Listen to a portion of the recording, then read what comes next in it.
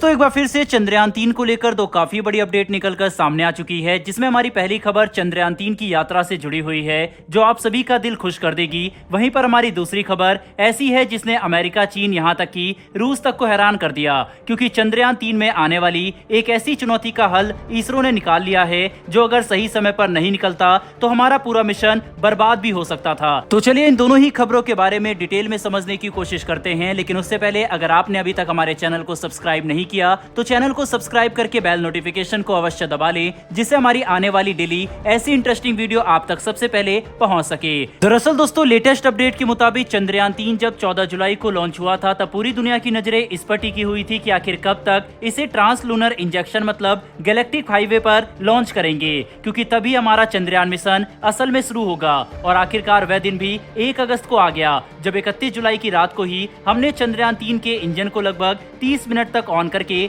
इसे पृथ्वी की कक्षा से बाहर भेज दिया। उस वक्त चंद्रयान-3 ने पृथ्वी के 5 चक्कर काटे थे, जिसमें कुल मिलाकर 500 से लेकर 600 किलोग्राम ईंधन इस्तेमाल हुआ। और फिर काफी सटीकता के साथ इसे ट्रांसलूनर इंजेक्शन में भेजने के लिए इसरो ने जब इसके इंजन ऑन किए तब हमने 180 किलोग्राम ईंधन खर्च किया, जिसके बाद अब यह आखिरकार चांद की तरफ बढ़ रहा है और आज ही मतलब 5 अगस्त की शाम 7 बजे ये चंद्रमा तक पहुंच जाएगा, जिसके तहत लेटेस्ट अपडेट के मुताबिक अभी हमारा चंद्रयान-3 पृथ्वी से 2.5 लाख किलोमीटर से भी ज्यादा दूर है। और जब तक हम ये वीडियो बना रहे हैं तब तक ये चंद्रमा तक पहुंच भी चुका है। मतलब चंद्रयान-3 ने अपने समय अनुसार पृथ्वी से चांद तक की 2/3 दूरी पूरी कर ली है और बहुत जल्दी ये चांद के ऑर्बिट में स्थापित होने के लिए तैयार हो जाएगा, जिसके तहत आज शाम 7 बजे इसरो ने एक बड़ा कारनामा करके दिखा दिया है। और इसी के दौरान हमें एक ऐसी चुनौती का सामना करना था जिसने सभी को चिंता में डाल दिया था, लेकिन उसका भी हल इसरो ने समय रहते हुए निकाल लिया, जिसमें काफी एडवांस टेक्नोलॉजी और सटीकता की जरूरत होगी, वरना ये पूरा मिशन बर्बाद हो सकता था। दरअसल दोस्तों जब चंद्रयान-3 चांद तक पहुंचेगा और इसरो इसे चंद्रमा के ऑर्बिट में स्थापित करने की कोशिश करेगा,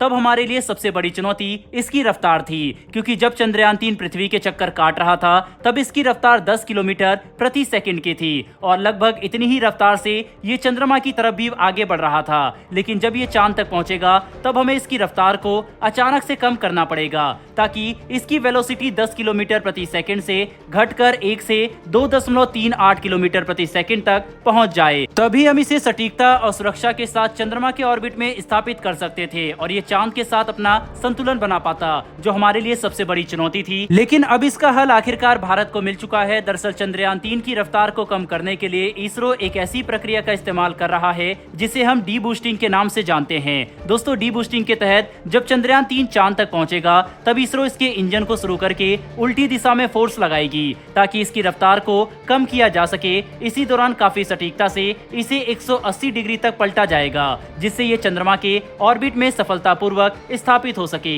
जिसमें सबसे बड़ी चुनौती बिल्कुल सही समय तक इंजन को शुरू करना और फिर बंद करना होगा। साथ ही हमें चंद्रयान-3 को 180 डिग्री पलटने में भी काफी सावधानी से काम करना होगा। बता दें कि ये काफी अहम प्रक्रिया थी, क्योंकि इसमें जरा सी भी चूक इस पूरे मिशन के लिए काफी घातक साबित हो सकती थी, क्योंकि चंद्रयान-3 खुद को चंद्रमा के ऑर्बिट में स्थापित नहीं कर पाता और न ही ये चांद के गुरुत्वाकर्षण बल के साथ अपना संतुलन बना सकता, जिसकी वजह से ये 10 दिन तक चक्कर काटकर पृथ्वी की कक्षा में वापस आ जाता और तब ना तो हमारे पास ईंधन बचता और न ही हम इसे वापस चांद तक भेज सकते थे और न ही हम इसे रिकवर कर पाते। इसीलिए आज जब चंद्रयान-3 को चांद की कक्षा में स्थापित किया गया तब 140 करोड़ भारतीयों की उम्मीद इस पर टिकी हुई थी। दोस्तों भारत इन सभी चुनौतियों को लगातार सफलतापूर्वक कर रहा है और हम इतिहास रचने की तरफ आगे बढ़ रहे हैं, क्योंकि भारत ने चंद्रयान-2 के मुकाबले चंद्रयान-3 में काफी सारे बड़े बदलाव किए थे, जिससे हमारा ये मिशन पहले के मुकाबले न कि सिर्फ काफी एडवांस है बल्कि काफी कारगर भी है। वहीं पर दोस्तों अब चंद्रयान-3 चंद्रमा के चक्कर काटना शुरू कर रहा है और 17 अगस्त को जाकर चंद्रयान-3 से प्रोपल्सन मॉड्यूल और लैंडर मॉड्यूल अलग हो जाएंगे, जिसके बाद 23 या 24 अगस्त को लैंडर मॉड्यूल चांद की सतह पर लैंड करने की कोशिश करेगा,